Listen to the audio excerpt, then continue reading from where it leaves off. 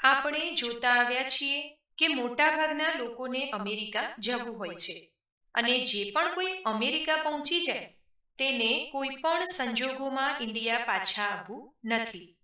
જો કે આપણે બધા જાણીએ છીએ કે અમેરિકા પહોંચી ગયા પછી પણ કાયદાકીય રીતે પરમેનન્ટ થવું જરાય આસાન નથી અને એટલા માટે જ લોકો ત્યાં રહેવા માટે ગેરકાયદેસર એટલે કે લીગલી ન હોય તેવા રસ્તાઓ અપનાવીને કોઈની લાગણીઓ જ નહીં પણ જિંદગી સાથે રમત રમતા પણ અચકાતા નથી. આજથી 3-4 વર્ષ પહેલા સ્ટુડન્ટ વિઝા પર અમેરિકા પહોંચેલી અને ત્યાં જઈને અમેરિકન સિટીઝન ગુજરાતીને પરણેલી એક ગુજરાતી યુવતીએ પણ કંઈક આવો જ ખેલ કર્યો છે અને હવે ગ્રીન કાર્ડ આવી ગયા બાદ છૂટાછેડા માટે મોટી રકમની ડિમાન્ડ કરી રહી છે. વર્ષોથી યુએસમાં રહેતા ગ્રીન કાર્ડ ધરાવતા એક ગુજરાતી સાથે તેની કહેવાતી પત્નીએ ગ્રીન કાર્ડ મેળવવા માટે જે કંઈ પણ કર્યું તે બીજા કોઈ પણ વ્યક્તિ સાથે થઈ શકે છે. ખાસ વાત તો એ છે કે આવા કેસમાં હકીકતનું ભાન થાય ત્યારે ઘણું મોડું થઈ ગયું હોય છે અને આ સંજોગોમાં છૂટાછેડા કરવા પણ મોંઘું પડી જાય છે. નમસ્કાર મિત્રો, અમારી ચેનલમાં આપ સૌનું સ્વાગત છે. મિત્રો, આજનો આ વિડીયો ખૂબ જ માહિતીપ્રદ છે, એટલા માટે જ વિડીયો સ્કીપ કર્યા વગર અંત સુધી જરૂરથી સાંભળજો. ઘણું બધું શીખવી જાય અને ઘણું બધું જાણવા મળે તેવો આજનો આ વિડીયો છે. વિડીયો પસંદ આવે તો લાઈક કરજો, તમારા મિત્રો સાથે શેર કરજો. ચેનલને પહેલી વખત જોઈ રહ્યા હોય તો સબસ્ક્રાઇબ કરજો, જેથી નવા આવનારા તમામ વિડીયો આપને સાંભળવા મળતા રહે. ધન્યવાદ. આજની આ વાત છે ન્યુયોર્કમાં રહેતા વિવેકની, જે નાનપણમાં જ પોતાના માતા પિતાની સાથે અમેરિકા શિફ્ટ થઈ ગયો હતો. તેનું સ્કૂલનું અને કોલેજનું ભણતર પણ અમેરિકામાં જ પૂરું થયું હતું. ભણવાનું પૂરું થયા બાદ તે યુએસમાં સારી જોબ કરતો. આમ તો આ છોકરો નાની ઉંમરે જ અમેરિકા ગયેલો હોવાથી પૂરેપૂરો પશ્ચિમી રંગે રંગાયેલો હતો, પરંતુ માતા પિતાની ઈચ્છા એવી હતી કે તેમનો દીકરો ગુજરાતી છોકરી સાથે લગ્ન કરે. એટલે માતા પિતાની ઈચ્છાને માન આપીને વિવેકે તેના માતા પિતાને સારી ગુજરાતી છોકરી શોધવા માટે હા પાડેલી. વિવેકનો પરિવાર લગભગ 25 વર્ષથી અમેરિકામાં રહે છે. વિવેક પોતે એજ્યુકેટેડ હતો અને સારી કોર્પોરેટ જોબ કરતો હતો અને એટલે જ વિવેક સાથે મેચ થાય એવી છોકરી જોઈતી હતી. 2019માં વિવેકની મુલાકાત મોના નામની ગુજરાતી છોકરી સાથે કરાવવામાં આવે છે. અમદાવાદમાં કોલેજ સુધીનો અભ્યાસ કરેલી મોના અમેરિકા સ્ટુડન્ટ વિઝા પર 2019માં ગઈ હતી. ત્યારે તેની ઉંમર 23 વર્ષ હતી. તે કોઈ ટેકનિકલ કોર્સ કરી રહી હતી અને ન્યુયોર્કની કોલેજમાં એડમિશન લીધું હતું. મોના દેખાવે ખૂબ સુંદર હતી અને સાથે સાથે ટિપિકલ ગુજરાતી છોકરી હતી અને એટલે જ વિવેકને મોના પહેલી જ મુલાકાતમાં ગમી ગઈ હતી. તેને મોના પોતાના સ્ટાન્ડર્ડ પ્રમાણેની લાગી હતી. પહેલી મુલાકાત પછી વિવેક અને મોના અવારનવાર મળતા અને ફોન પર વાત પણ કરતા. થોડા સમય બાદ લગ્ન કરવાનો નિર્ણય પણ લઈ લીધો હતો. 2020માં મોના અને વિવેકના યુએસમાં કોર્ટ મેરેજ થયા હતા. કોર્ટ મેરેજ કરવાનું મુખ્ય કારણ એ જ હતું કે જો મોનાનું ગ્રીન કાર્ડ આવી જાય તો યુનિવર્સિટીની સ્ટડી માટે જે જંગી ફીસ ભરવી પડતી હતી તેમાંથી છુટકારો મળી જાય અને તે કોઈ પણ પ્રકારના પ્રતિબંધ વગર ત્યાં જોબ પણ કરી શકે. અને આ આઈડિયા ખરેખર તો મોનાએ જ આપ્યો હતો અને ત્યારે વિવેકને કંઈ અજુગતું પણ નહોતું લાગ્યું. મેરેજ પછી વિવેક અને મોના સાથે રહેતા અને જોબ આવવા જવા માટે ઓછો સમય લાગે તે માટે તેમણે એક લોકેશન પર અલગથી ફ્લેટ લીધો હતો. હવે આ બંને જણા પોતપોતાની લાઈફમાં બિઝી થઈ ગયા હતા. મોના સાથેની પહેલી મુલાકાતથી લઈને લગ્ન સુધીનો સમય એટલો ઝડપી પસાર થઈ ગયો કે વિવેકના મગજમાં ક્યારેય પણ મોનાને લઈને કોઈ પણ જાતનો નકારાત્મક વિચાર આવ્યો નહોતો. અને જે પણ કોઈ સંબંધી દ્વારા આ સંબંધ કરાવવામાં આવ્યો હતો તે પણ વિશ્વાસુ હતા. એટલે વિવેકના પરિવારવાળાએ પણ ક્યારેય મોનાના પરિવાર વિશે ખરાબ વિચાર કે નકારાત્મક વિચાર કર્યો નહોતો. અને આ વિશ્વાસને કારણે જ વિવેકના માતા પિતાએ ક્યારેય પણ ઊંડાણમાં જઈને મોનાના પરિવાર વિશે કોઈ તપાસ પણ કરાવી નહોતી.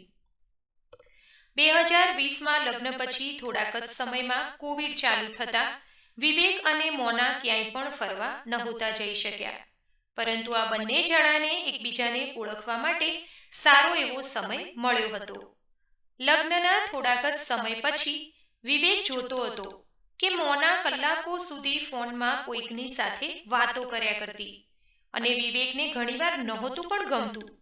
જો વિવેક મોનાને પૂછે કે તું કોની સાથે વાતો કરે છે તો કહેતી કે હું મારા ફેમિલી મેમ્બર સાથે વાતો કરું છું. અને એટલે જ વિવેકના મનમાં જે વહેમનો કીડો સળવળતો હતો તે હવે શાંત પડી ગયો હતો. અમેરિકા આવતા પહેલા ક્યારે પણ ઇન્ડિયાથી બહાર ન ગયેલી આ મોના નામની છોકરી ખૂબ જ હોશિયાર હતી. મેરેજ પછી તો તે તેના પતિ કરતાં પણ વધારે અમેરિકન બની ગઈ હતી. તેને જોઈને કોઈને પણ એવું જ લાગે કે આ છોકરી જાણે કે અમેરિકામાં જ મોટી થઈ છે. મોના અને વિવેકનું લગ્ન જીવન સામાન્ય રીતે ચાલી રહ્યું હતું. બધા જ કપલમાં થતું હોય એમ ક્યારેક એમની વચ્ચે પણ નાના મોટા ઝઘડા થઈ જતા, પણ ક્યારેય સિરિયસ કહી શકાય એવો બનાવ નહોતો બન્યો. આ અરસામાં ઇન્ડિયાથી મોનાનો એક ધરમનો બનાવેલો ભાઈ અમેરિકા સ્ટુડન્ટ વિઝા પર આવવાનો હતો. 2021માં વિવેક અને મોનાના જીવનમાં એક ત્રીજા પાત્રની એન્ટ્રી થઈ હતી, જેનું નામ હતું મોન્ટુ. મોન્ટુ અને મોના એકબીજાને વર્ષોથી ઓળખતા હતા અને મોના એવું કહેતી કે તેણે મોન્ટુને ભાઈ બનાવ્યો છે. મોન્ટુએ પણ ન્યૂયોર્કની એક કોલેજમાં એડમિશન લીધું હતું અને યુએસ આવ્યા બાદ થોડા દિવસો સુધી તે મોનાના ઘરે જ રોકાયો હતો. આમ તો જોઈએ તો વિવેકને મોન્ટુથી કોઈ પ્રોબ્લેમ નહોતો, પણ ઘણીવાર તેની અમુક આદતો અને મોટી વાતો વિવેકને ડિસ્ટર્બ કરતી હતી. મોન્ટુ હંમેશા લાખો કરોડોની જ વાતો કરતો.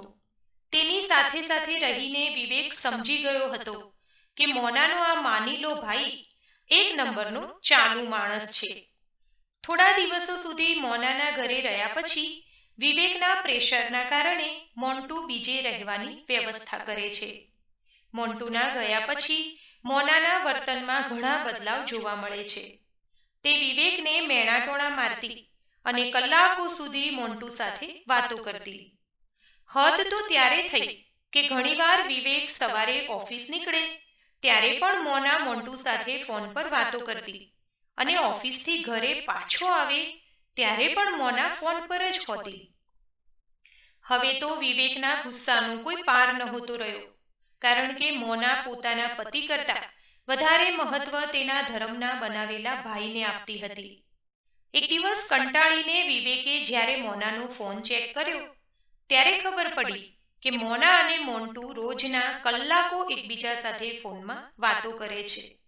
પણ હવે વિવેકને એ જાણવાનું હતું કે આ બંને જણા ફોનમાં શું વાતો કરે છે. મોના એક સામાન્ય ઘરની છોકરી હતી.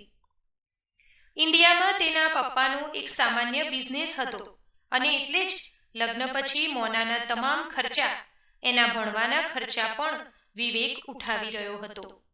સમય જતાં મોનાએ ભારતમાં રહેતા તેના પરિવારને આર્થિક સહાય કરવા માટે પણ વિવેકને પ્રેશર કર્યું હતું. પત્નીની વાત માનીને વિવેકે ઘણીવાર પોતાના સાસરીવાળાને પણ સપોર્ટ કર્યો હતો. આ બાજુ મોન્ટુના ખિસ્સામાં પૈસા ન હોવા છતાં તેના શોખ અને વાતો નવાબી સ્ટાઇલના હતા. મોના સંપૂર્ણ રીતે મોન્ટુના વશમાં હતી અને મોન્ટુ આ બાબતનો ફાયદો ઉઠાવી રહ્યો હતો. એક દિવસ તો મોનાએ વિવેકને કહ્યું કે તારે મોન્ટુને કાર લેવા માટે પૈસા આપવા પડશે, અને આ રકમ એટલી બધી મોટી હતી કે વિવેકે મોનાને સ્પષ્ટ ના પાડી દીધી હતી. ઘણીવાર તો મોના પોતાના પતિના મોંઘા શૂઝ, ઘડિયાળ કે અન્ય વસ્તુઓ તેને પૂછ્યા વગર જ મોન્ટુને આપી દેતી હતી અને અવારનવાર તેને જમવા માટે ઘરે પણ બોલાવી લેતી. હવે બને છે એવું કે વિવેક અને મોનાના કોર્ટ મેરેજ થયા હતા. ધામધૂમથી લગ્ન કરવાના હજુ બાકી હતા. જ્યારે વિવેકના માતા પિતાએ મોનાના માતા પિતાને આ બાબત પર વાત કરી ત્યારે મોન્ટુ પણ લેવા દેવા વગરનો આમાં કૂદી પડ્યો.